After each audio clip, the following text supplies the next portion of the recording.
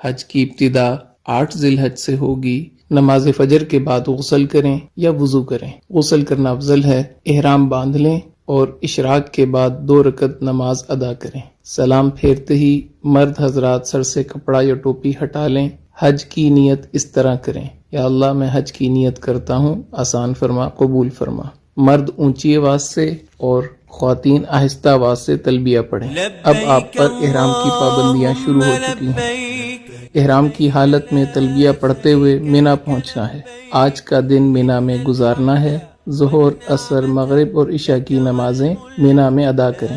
ذکر، اذکار اور دعا کی کثرت سے اپنا وقت قیمتی بنائیں۔ لوگوں کے ساتھ خوش اخلاقی کے ساتھ رہیں، خدمت کے ساتھ وقت گزاریں، کثرت سے تلبیہ پڑھیں، دعاؤں کا خوب اہتمام کریں، قرآن پاک کی تلاوت کریں، رات مینا میں قیام کریں۔ حج کا دوسرا دن 9 ذی الحج، آپ صبح اشراق کے بعد عرفات کی طرف سفر شروع کریں گے۔ عرفات میں پہنچ کر زوال کے بعد ظہر اور عصر کی نماز اگر امام کے ساتھ مسجد نمرہ میں پڑھی تو اکٹھی ادا کریں گے۔ اگر اپنے خیموں میں ہیں تو ظہر اپنے وقت میں، عصر اپنے وقت میں ادا کریں گے، اور درمیان میں آپ نے زوال کے بعد نماز کی ادائیگی کے بعد دعا مانگنی ہے۔ یہ ہے وقوف عرفہ، حج کا دوسرا فرض۔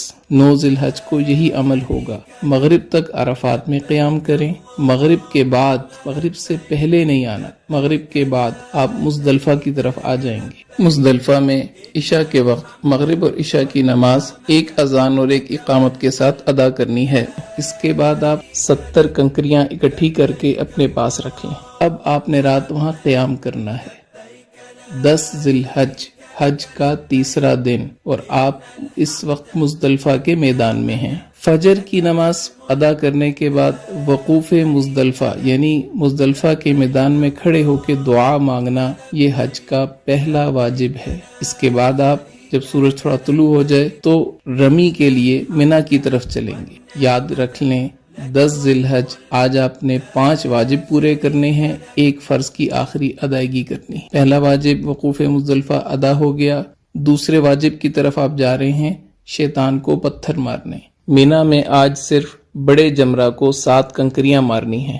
اس کے بعد آپ قربانی کا جانور ذبح کریں، یہ تیسرا واجب پورا ہو گیا۔ اس کے بعد آپ اپنے سر کے بال منڈوا لیں، یہ چوتھا واجب پورا ہو گیا۔ اب آپ احرام کھول سکتے ہیں اور عام لباس پہن سکتے ہیں۔ اس کے بعد آپ طواف زیارت کے لیے مکہ مکرمہ بیت اللہ کی طرف سفر شروع کریں۔ بیت اللہ پہنچ کر طواف کریں، یہ آپ کا طواف زیارت ہے۔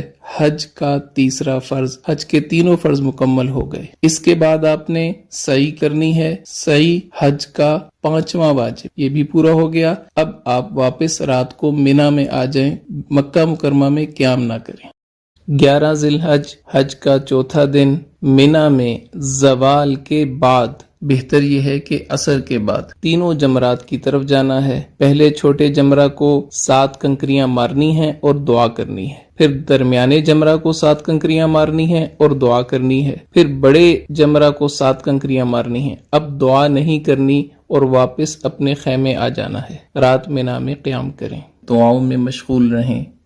حج کا 5واں دن 12 ذی الحج، مینا میں زوال کے بعد تینوں جمرات کی طرف جانا ہے۔ پہلے چھوٹے جمرہ کو 7 کنکریاں مارنی ہیں اور دعا کرنی ہے، پھر درمیانے جمرہ کو 7 کنکریاں مارنی ہیں اور دعا کرنی ہے، پھر بڑے جمرہ کو 7 کنکریاں مارنی ہیں اور دعا نہیں کرنی۔ اب آپ کے پاس اختیار ہے، اگر آپ رات مینا میں قیام کرنا چاہیں تو 13 کی رمی آپ کے ذمہ ہوگی۔ اگر آپ رات قیام نہیں کرتے، آپ واپس مکہ مکرمہ اپنی بلڈنگ میں آ سکتے ہیں۔ بہتر یہ ہے کہ اپنے خیمے میں آئیں اور 13 ذی الحج کی رمی زوال کے بعد تینوں جمرات کو پتھر مارنے کے بعد مکہ مکرمہ واپس آ جائیں۔ اب صرف ایک واجب رہ گیا، طواف وداع۔ وداع یعنی رخصت ہونے والا طواف، یہ حج کا 6واں واجب ہے۔ آپ کے سارے مناسک پورے ہو گئے، 3 فرض آپ نے پورے کیے، 6 واجب آپ نے پورے کیے، آپ کا حج مکمل ہو گیا۔